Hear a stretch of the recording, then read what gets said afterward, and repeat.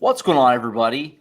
We're back. It's a Sooners Illustrated podcast, episode 27, on this Monday, October 16th, 2023. Josh Callaway, Tom Green, James D. Jackson, fresh, charged back up after the bye week. How are you guys feeling? Did you guys enjoy the weekend away from covering a game, and we're ready to go on the second half of the season, I hope? Yeah, it was great. I personally went out to the Pacific Northwest, did some hiking for a couple days. So my legs are feeling pretty sore right now from climbing some mountains, but it was nice to get away, great weather, and just, like you said, recharge for the second half of the season. Yeah, man, I was hoping to get a little bit more rest. My wife wakes up on Saturday and says, you know what? I want to paint the house. So that's what we're doing. We're painting the entire house, and I'm still dealing with that situation. But yeah, pretty fun stuff. Got out to some high school games this week. Got to see some stuff. Dillon Gabriel made a surprise appearance out there at Carl Albert, one of the best schools in the country. You got to say, pretty good stuff. Yeah, another blowout win for the Carl Albert Sooners, basically over the future Sooners. Good weekend. Just nice to have a weekend where you can just kind of watch college football and not have to cover a game, and right in the middle of the year, which is nice. So we did 6 games, bye week, 6 more to go. Probably a 7th if Oklahoma get to that Big 12 title game, but we'll obviously worry about that down the road. But we're ready. I'm fired up. I'm pumped up. Feels like that Texas game was forever. I'm ready to see the team play another game. So we get the chance to do that this week. Oklahoma, UCF coming up on Saturday back in Norman, 11 a.m. kick. We're all going to be there, of course. And we're going to break down that game in full on Thursday. We'll touch on it a little bit in today's show. Should be a shorter Monday program. Obviously, no game to break down like we usually do on Mondays. But we have a few things we wanted to touch on and hit on as we get officially now into the second half of the season. Small disclaimer for me personally, my wife is out of town right now, so I have nobody to corral my dogs during the show. Usually I stick them in their office back in her office during these shows. So if you hear a dog bark in the background or a little one hop in my lap or something during the show, that's why. Full disclaimer, and apologies in advance for when that inevitably does happen over the next couple of shows here that we're going to do. So hopefully they stay good and we can knock it out. But excited, be back and ready with you guys. Oklahoma UCF this weekend. Want to start off talking, like we said, I have a few things I wanted to hit on. Let's first start with Andrel Anthony. So we didn't talk about this yet. We talked about it a little bit on Monday before Brent Venables confirmed it. So obviously we knew he was hurt. He got hurt in the Texas game. It felt like it could be serious. We kind of speculated a little bit on Monday that he may be out a bit. And then Brent Venables that night after practice, officially confirmed it that he's going to have surgery done for the season. So my question here, guys, obviously it's a big loss. I don't think anybody would say it's not. He was arguably Oklahoma's best receiver so far this year. I mean, certainly he was over the first few games. So Jalil Farouk came around and really started getting going the last couple of games, obviously in the Texas game especially. But how big a deal is it, I guess? Obviously, this receiver core has been really deep. There's lots of guys they can turn to here. How do you kind of assess the loss for Oklahoma moving forward without Andrel, obviously done for the year, and who needs to step up in his absence now moving forward? Yeah, I mean, it's a tough loss. I mean, Andrel Anthony has been arguably their best transfer pickup this year. Leads the team in receiving yards, 429, second in receptions with 27 behind Drake Stoops, second in target share, but just behind Drake Stoops. So he was an integral part of this offense. And, someone that, we talked about it, you could pretty much set your watch to Dillon Gabriel looking for him on the first passing play of the game. It seems like, they built a really good rapport in a short amount of time. So it's a tough loss for that. He was averaging 16 yards per catch. He had 200-yard games. He was just a fixture in that offense, in that starting lineup there with Jalil Farouk and Drake Stoops. Tough loss, but again, this wide receiver room is a lot deeper than we anticipated it being coming into the season. I think it's been probably along with the defensive turnaround, the biggest surprise of this team so far. They've had multiple guys step up, and I think there's certainly a few candidates, and I'm sure we'll kind of go through them about who's going to kind of see a bigger role or fill that void.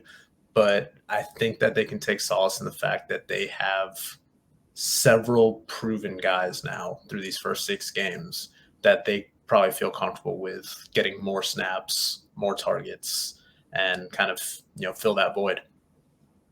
Yeah, definitely. I mean, I think it's a major loss. I mean, you can't say it without. I mean, he's a guy that was having a great season and was I mean, they're the deep threat of this team. I mean, you see other guys can step up and make those plays, but it's like he was like the guaranteed guy. Dillon Gabriel seems to have like the best connection down the field with Andrel Anthony. So losing him hurts a lot. I think it hurts a lot. Now, you asked who should step up. I think it's the big guy that always comes through when you need him most, and that's Nick Anderson. Maybe he's the guy that is now the down the field receiver. So Jalil Fruit can kind of still play the same role he was playing, just being a guy that can go downfield sometimes, but also be a possession guy that can make a big play when you need him. He's a guy that can make guys miss. So you just give him the ball, medium range throw, and things like that, and then he can go deep.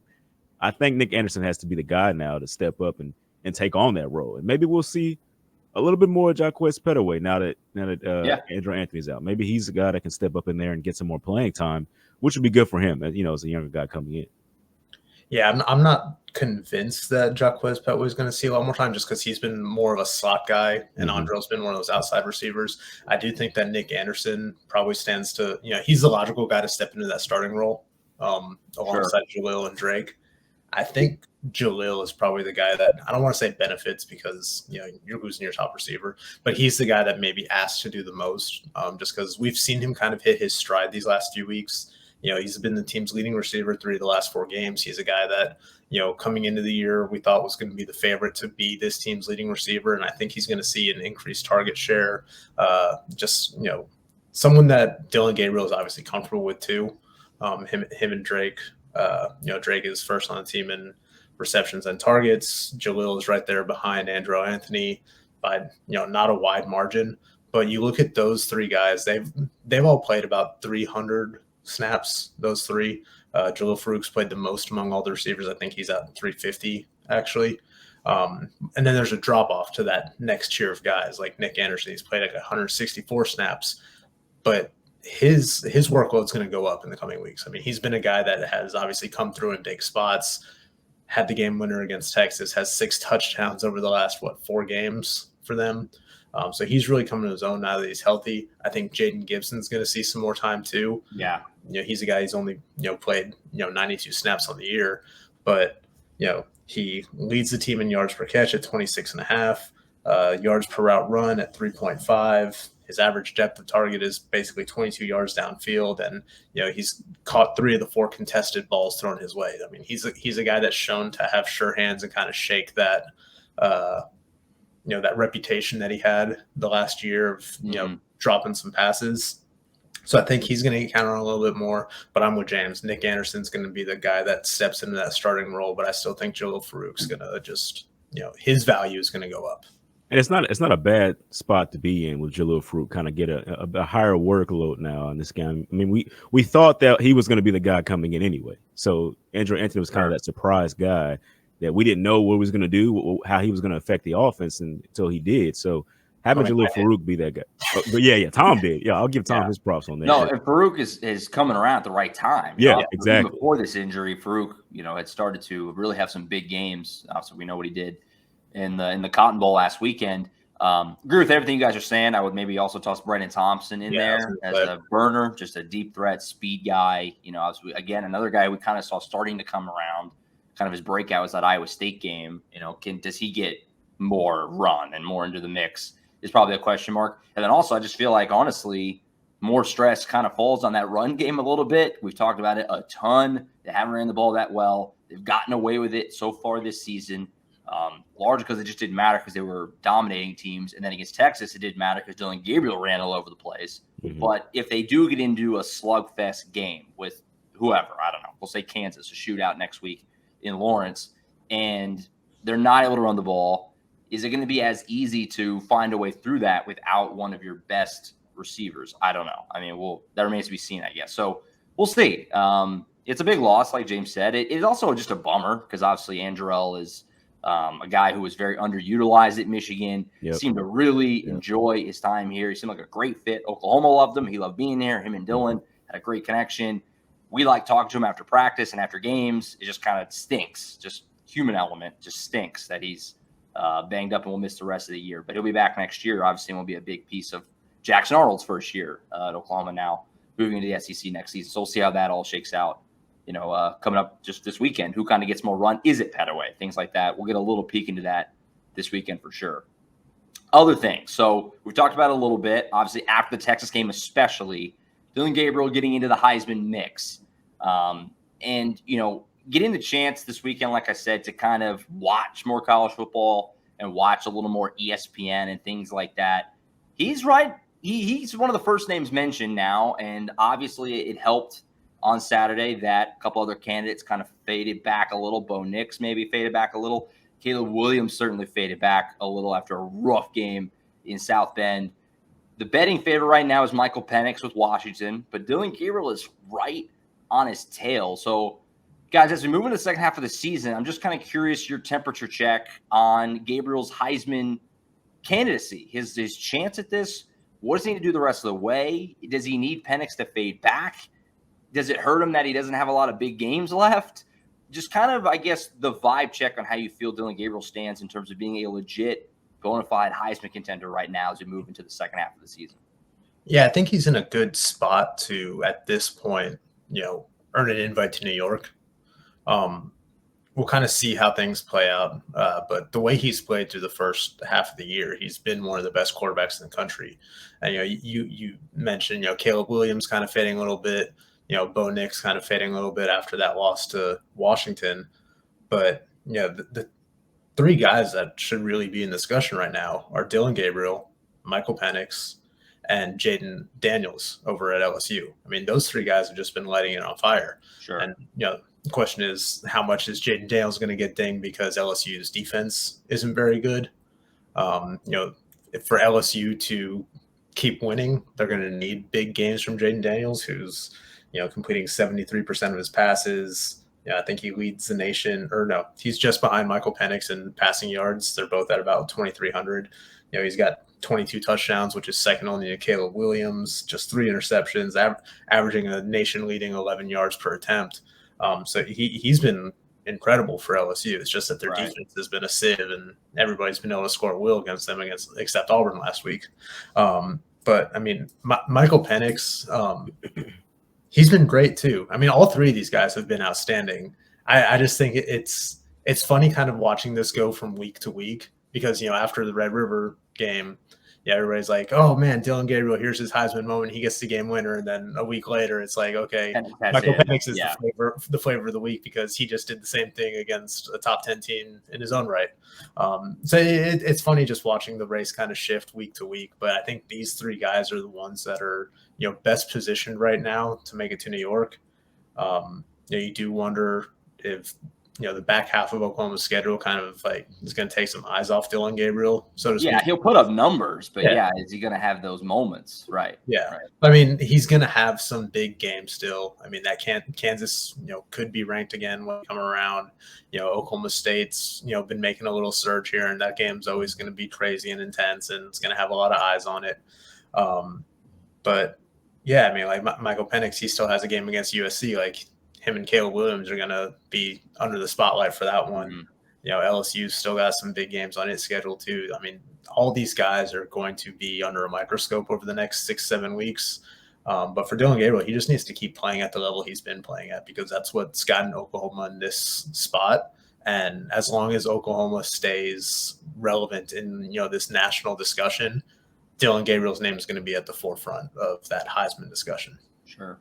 Yeah, I think it's already a big deal that we're even talking Dillon Gabriel as being a Heisman candidate. I mean, like it was just like only the players, OU players, were even saying it as the season was, starting out and things like that. Now he has his Heisman moment, and it's like he's there, he's the guy. And I think, we talked about Michael Penix and what he just did on Saturday. I mean, when you look at it, I think looking at it overall, I think Dillon Gabriel's Heisman moment was a little bit bigger. I mean, honestly, it was against a higher ranked team, and it was a tougher situation. I feel like 1 minute left, no timeouts. When you look at it that way, but as you said, Penix has a few more games that he can have a bigger moment in, and I think that can shape the race up pretty good because who knows when Gabriel will have to have another big moment to win these games, because as of right now, you think Oklahoma's defense will just halt all of these teams, and then Gabriel can just go down the field anyway and score. I mean, it's not going to be a crazy situation. So he'll be living off of that Texas win, I think, for his Heisman candidacy for the rest of the year in terms of a Heisman moment. he's going to have to just put together a pretty good resume and see where everything falls with the other guys that are up there at this point. Yeah, I think one of the things that's interesting is I saw a couple of people kind of make this point. It's like, because Washington has Michael Penix, they're instantly kind of a contender. Whereas, like, if you look at Oklahoma, it's like, okay, they're a contender because Dillon Gabriel's really good, but the defense has been night and day from where it was last year. So I think, the national narrative, so to speak, is that Michael Penix is why Washington is where it is right now, Sure. fifth in the nation and, kind of in the driver's seat for the Pac-12 right now. Whereas Oklahoma, it's more of, hey, Brent Venables was able to turn this defense around, and the offense is still putting up the kind of points it was last year, but Dillon Gabriel's been better than he was last year. So I do wonder how that kind of narrative plays out over the next couple months. But it's certainly, like James said, just kind of amazing that we're even talking about Dillon Gabriel in this discussion at this point of the year. I don't think anybody really, outside of those walls, thought that he'd be a Heisman contender this year, even though we all thought he'd be a very productive college quarterback like he has been throughout his career. Yeah, no, I hope I hope, looking at that national narrative there, I hope that's not like the consensus at this point, because this Oklahoma offense wouldn't be anywhere without what Dillon Gabriel's done. We talked about the run struggles that this team has had. Dillon Gabriel did that himself against Texas. He kind of had to do that on his own. I mean, there's no way this offense is as good as it is without Dillon Gabriel. So I hope people are paying more attention to what Dillon Gabriel has done this year, and that's not the situation going forward. Yeah, I mean, I think Dillon Gabriel's going to get a lot of credit for what he's done, because you just look at his numbers, 16 touchdowns, 2 interceptions, averaging 10 yards per attempt. He's got another 5 rushing touchdowns. But like what Michael Penix Jr. and Jaden Daniels are doing right now are kind of like historic type numbers. I was reading Bill Connolly over at ESPN this morning, and Michael Penix is putting up Joe Burrow-esque 2019 numbers, right, while Jaden Daniels is putting up Kyler Murray type numbers from his Heisman campaign. So they're just all putting up prolific numbers, and it's fun to watch. It obviously makes Saturdays more exciting.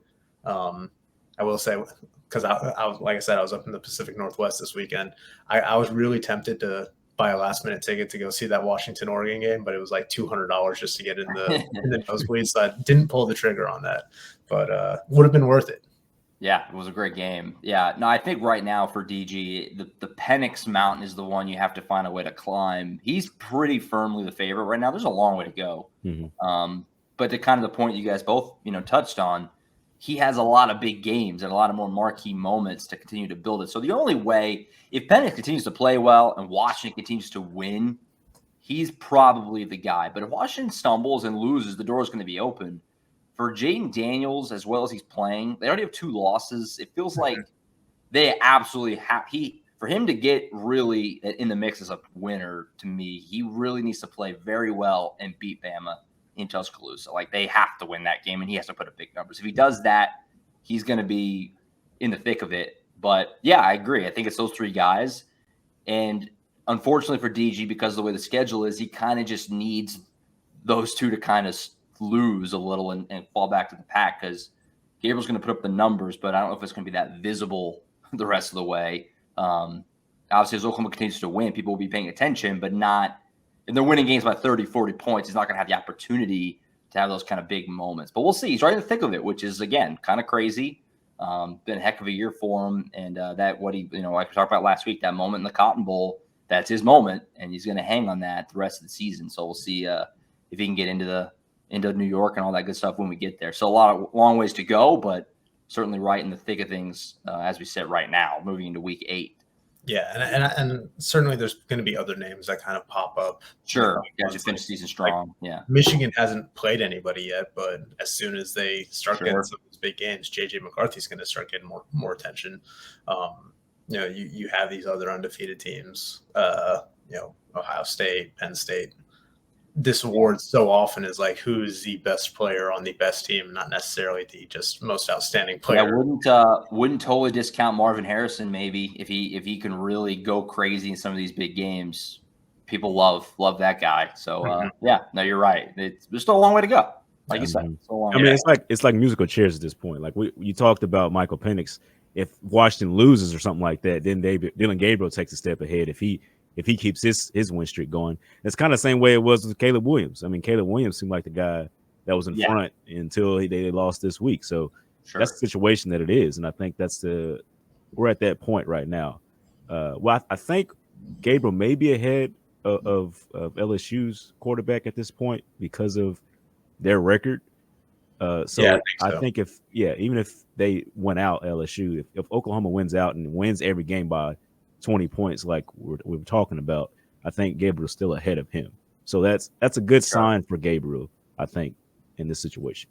Yeah, it's so funny because we still have basically 2 months worth of games left before this is decided. And if Michael Penix didn't win that game Saturday and Bo Nix led a game-winning drive, we'd be talking about Bo Nix in this discussion. Not Michael Penix. If USC wasn't awful at Notre Dame, we'd still be talking about Caleb Williams. He just had probably his worst game ever. And it'll be interesting to see when him and Michael Penix go toe to toe.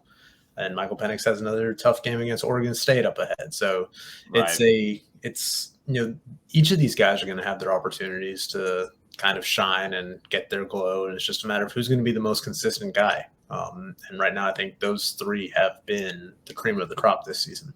Now, for those listening out there, we're not saying that these teams just have to go undefeated for their quarterback to win the Heisman or whatever it is. It's just, it just seems like it's very even this year. It seems like one of those years where it's very close and it can go either way. And that's what we're kind of pointing at when we're talking about this now. It's going to be fun. It's going to be fun to keep an eye on, the back half of the year. Obviously, you guys are both new to it, but covering Oklahoma and Oklahoma fans are very spoiled on Heisman chases the last, decade or so. So we got another one to keep an eye on here moving to the back half of the year. We'll see if DG can get invited to New York and all that fun stuff, but got to take care of business first. So we talked about it after the Texas game.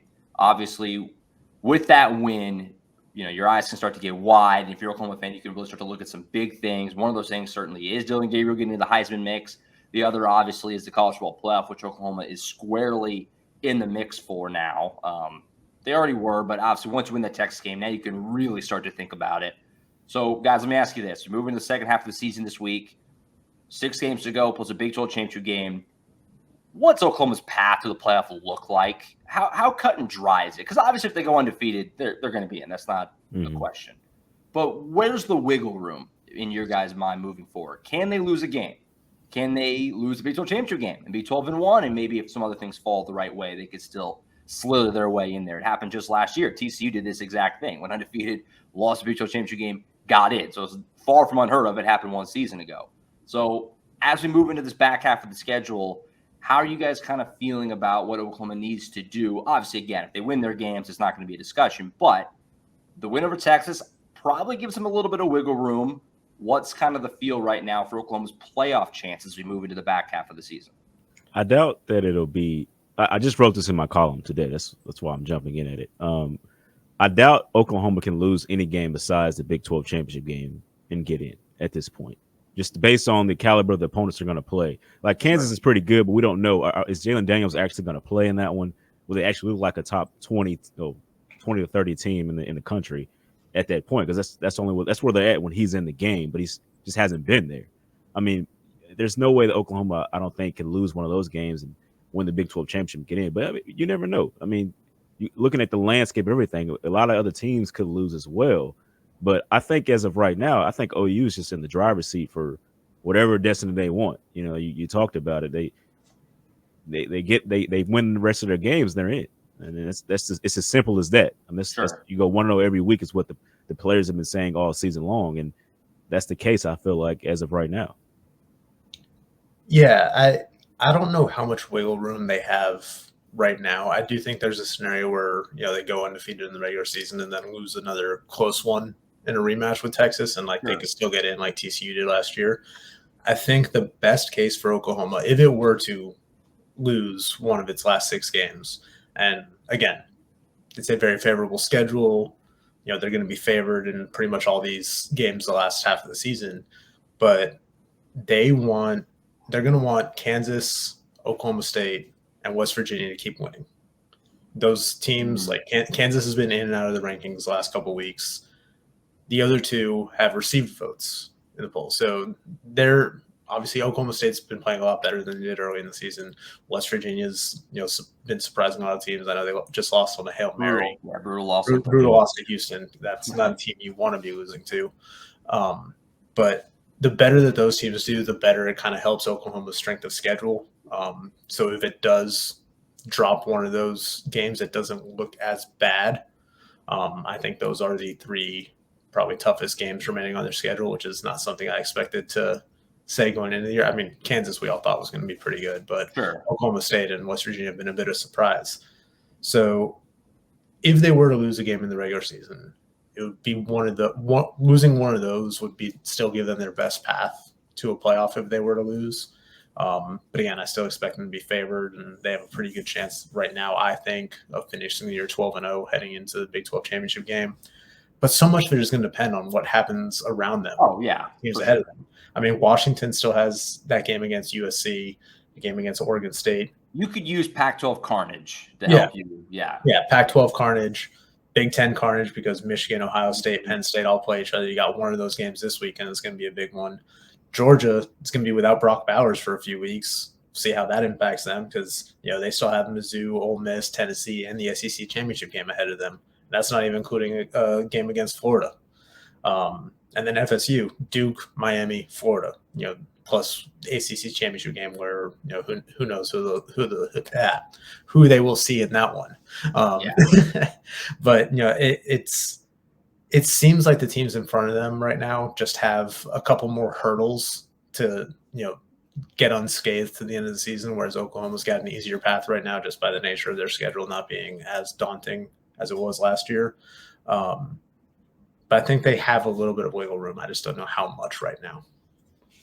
Yeah, I do think that Oklahoma can probably lose a game and make it in.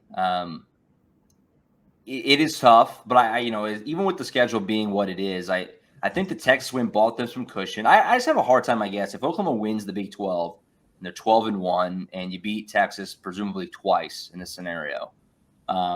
It's hard for me to picture them not still finding a way to get in, but it will depend on some other things, of course, because the loss will be bad just by looking at the schedule. No matter who it is, it's not going to be great. I mean, yeah, you lose at Kansas. It's not horrible, but Texas obviously whacked Kansas, and that game was in Austin, but they did. Oklahoma State just beat Kansas this weekend. You know what I mean? So I still think Oklahoma's got enough wiggle room that they could lose a game and find a way, but it won't be crystal clear. I think it's probably less likely, honestly, that they could lose a Big 12 title game, because assuming it's against Texas, if Texas goes on, wins the rest of the way and they're 12-1 and Oklahoma's 12-1 and they split, I have to assume Texas will get the nod because they have the Bama win and they'll have won the more recent matchup, which we've seen kind of, whatever the word is I'm looking for there. We've seen it before. So, there's reason to believe that would be the case if that were to go that way. So it's going to be fun to see how it shakes out. Like we said, kind of disclaimer on this whole conversation is a lot of it's going to depend on what else happens around the country. Obviously, Oklahoma knows if they win the rest of their games, they're going to be fine. I do think that 12-1 Big 12 champ Oklahoma would probably still be fine, but you leave yourself up to kind of the mercy of what else happens at that point. So it'll be fun to watch and see the chaos. These things have a way of kind of working themselves out. More often than not, it's been pretty clear what the 4 teams are. And so we'll see if Oklahoma can just take care of their business and be there at the end. But we're fun to watch how it plays out.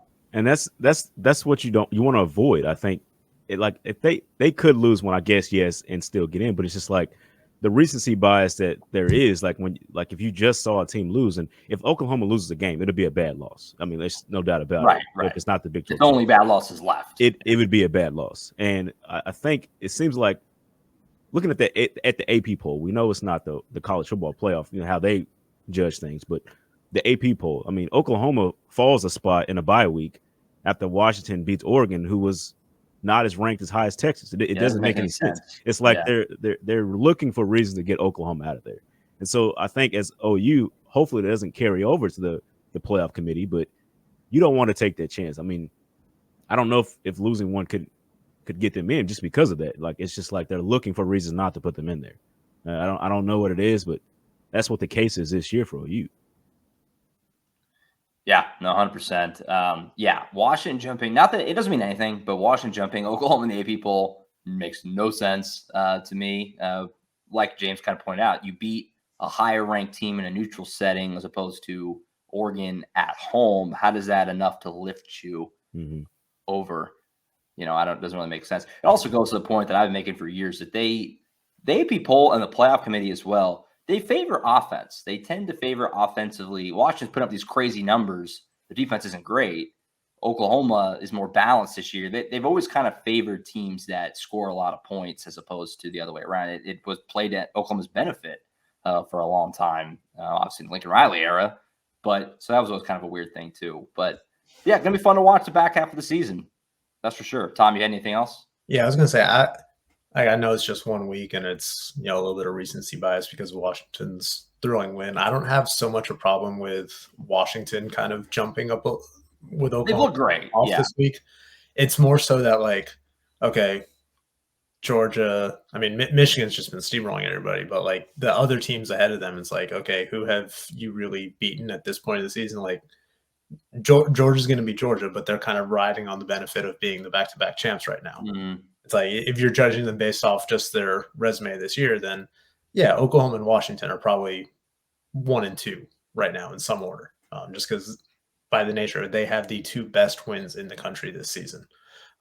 Like James said, it'll all sort itself out. If Oklahoma takes care of business, they'll be in the playoffs. How much wiggle room they have, how much margin of error remains to be seen. But, they've been taking it 1 week at a time, and they've been going out there and handling their business each week. So, sure. It's going to be fun to watch the rest of the way. We talk about it 1 week at a time. Next up is UCF. Obviously, everybody knows by now, Thursday will be our full game preview of this one. And we'll kind of lock our official picks and everything we're watching for, things like that. But we'll talk about it a little bit on the way out of here. Some early thoughts on this game. Obviously, a lot of storylines here for obvious reasons. Dillon Gabriel going against his former team. Same said for Jeff Levy. Of course, the Tom Green, Gus Malzahn reunited. That's the big talk across the country is Tom and Gus getting back together. John Reese Plumlee, their quarterback, back per Malzahn today. Early thoughts on this game. So UCF coming Norman. They're 3-3. They're kind of hard to know what to make of them because Plumlee has been out. They have some really gross games this season. Obviously, I think a lot of people probably remember they were up on Baylor by 28 points and blew it. And Baylor is not good.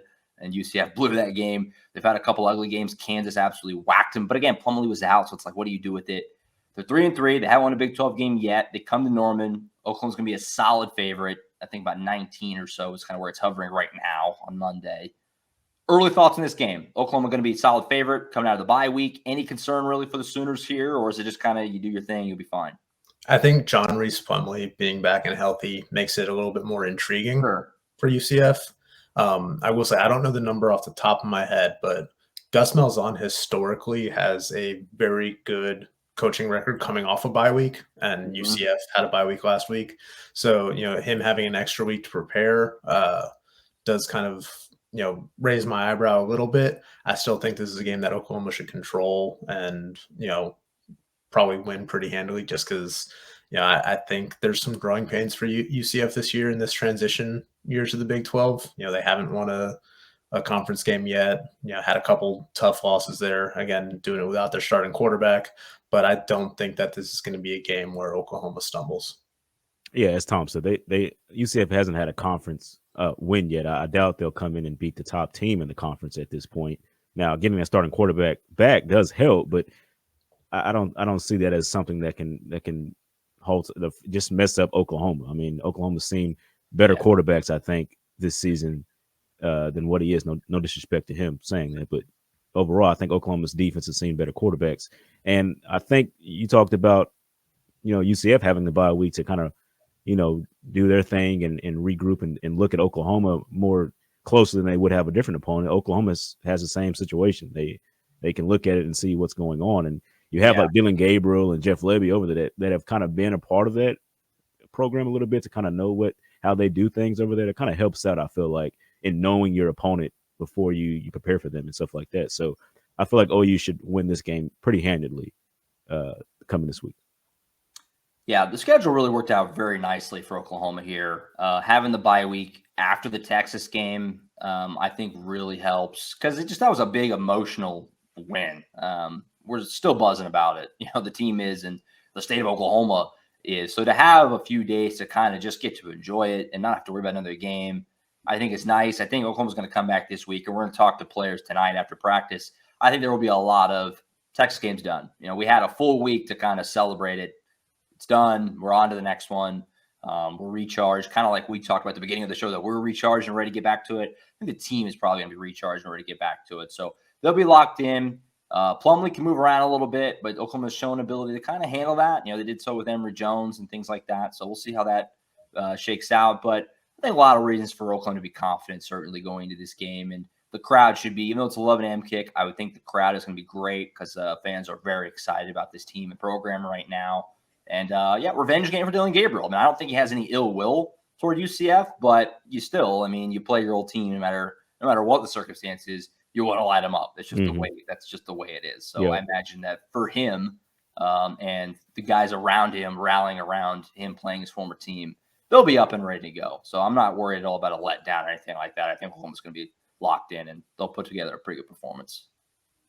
Yeah, Oklahoma doesn't seem like the team that would get complacent or anything like that. They know their goals this year, so I know they took a lot of time to celebrate their win over Texas and had a lot of things going on, but I just don't see like a Venables-led team to get complacent in this situation and come out with a dud or something like that. I just feel like they'll come out ready to go. 100%. Looking forward to it. Like I said, it feels like it's been a long time since they played. That Texas game feels like forever ago.